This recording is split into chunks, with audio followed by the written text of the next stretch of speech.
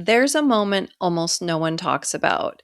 It doesn't arrive with a warning, it doesn't announce itself, nothing breaks, nothing ends, but something in you stops matching your life. And at first, you don't name it. You notice just little small things. You wake up and the day feels a little weirder than it did before, maybe heavier, maybe more distant. Maybe you respond to things differently, but quietly, so no one would notice because you still have to go on with your life. And you just go through your routines and you do what's expected of you. But inside, there's this growing sense of distance, not from your life exactly, but from the way it feels to be inside it. And the hardest part is this: nothing is wrong enough for you to explain it. So you assume that it must be you. I'm Heather Grzych. I'm an author and an Ayurvedic practitioner, and I'm the host of the Wisdom of the Body podcast. And I'm very excited that you are here because we are here to help people rewrite some narratives. We're going to talk about some stories. We're going to talk about some things going on inside people right now.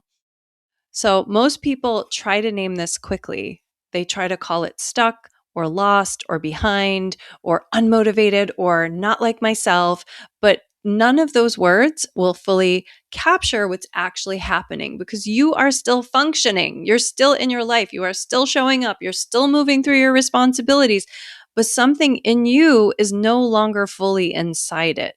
So instead of questioning the experience, you start questioning yourself.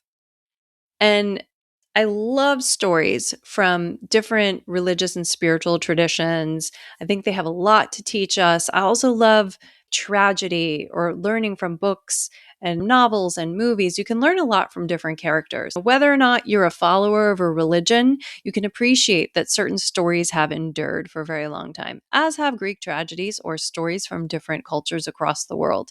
There's a lot of things in these stories that people can recognize in themselves: fear, transformation, uncertainty, identity, change. They all come up in these stories. And sometimes a story can help us understand something that we're feeling before we have language for it in our own understanding of what's happening to ourselves.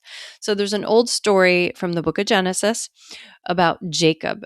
And this story is about him wrestling with something through the night. So he's wrestling with something, with a figure that he cannot fully identify. And what's powerful about this story is not who the figure is, because you have no idea who the figure is. It's never named. It's that he leaves the encounter changed before he fully understands what happened. He leaves limping, indifferent, and even renamed, unable to move through life exactly the same way as he did before. And I think a lot of people quietly experience seasons like that. They're not dramatic enough for you to explain to everyone else, but internally, something has already altered the way you move through your life. And that's the part most people can see in themselves, not collapse, not crisis, but this continuation without full internal agreement. And you're still in your life, but you're not fully inside it in the same way that you are before. And you don't know when it started. You only know that it's there. And it's really frustrating and confusing. Before anything major changes externally, something quieter is shifting internally. The way you wake up, the way your energy arrives, the way some people feel heavier than they used to, or some things feel heavier than they used to. Some activities feel different than they used to. The way your attention moves differently, the way your tolerance for certain environments changes, and you notice it and you adapt. You keep going. But something in you is already responding to a different internal reality than the one that you are still living out externally. And there's a phase that almost no one is taught to recognize. You are no longer fully the person who made certain decisions in your life, but you are not yet fully someone else. yes, I know you're also always the same person, but these are like versions of yourself. Okay. As you grow, we go through these eras in our lives. So you continue operating as if you are still the earlier version of yourself, even though something in you has already moved on. And that creates a very specific feeling. It's not panic, it's not clarity, but it's distance and the subtle sense of being not fully embedded in what you're doing anymore. Maybe that's where they got that term quiet quitting from. You know that one? I don't know. Maybe it's probably related. So let's pause for a moment. Just notice where you are in your body. Just feel your body wherever you are. Just notice where you are. Feel that whole body. Feel your legs.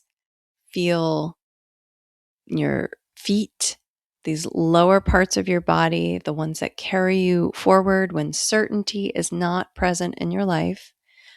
Good. And take a slow breath in and a slow breath out. Good. Let's do that again. Slow breath in and a slow breath out. Good. Bonus points if you can do it through your nose. Good. One more like that. Slow breath in and a slow, deep, long breath out. Good. Nothing to fix right now, right? We're just sitting with this. You can put your hand on your belly if you want to feel a little bit more grounded. Because if this is you and if this is happening in your life right now, it can be very unsettling because our minds want conclusions. They want them right away. In this phase, most people do something very understandable. They try to interpret it. They try to find the cause. They try to identify what changed. They look for a moment. They look for a decision. They look for an explanation. They want something that will make the feeling coherent, but it rarely resolves through explanation because there is no single point where it began. It's been unfolding quietly over time. And that, I think, is one of the most difficult things when people say, okay, I want to go and remove the root cause. Yeah. Sometimes it's patterns rather than events. Okay. Inside, it can feel like you're slightly removed from your own life. You're still participating, you're still functioning, but you're not fully anchored in the same internal agreement that you once had with the world around you. Just a little different. And it's like you're continuing to move forward, but something in you is no longer fully participating in the same way, and you don't yet know what to do with that. So you just carry it quietly. And that's okay. There is a space between who you were and who you are not yet fully formed into. It's not empty. It's not empty space, but it is not resolved. And most people try to leave that space, that state very, very quickly because it does not feel stable. But instability is not the same as wrongness. Sometimes it's just the experience of something that is still becoming visible, and that's okay. So if you're in a moment where nothing is clearly wrong, but nothing feels fully right either, you're not alone in that experience.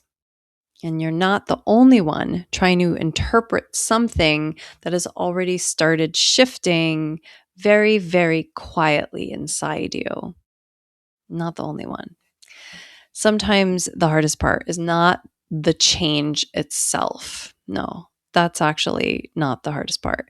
It's realizing that it's already begun and before you actually had words for it. Thanks for being here. If this episode resonated with you, please go ahead and share this episode with somebody else that you think might be helped by these words. And I look forward to seeing you next time on the Wisdom of the Body. Thank you for tuning in and dropping in with us today.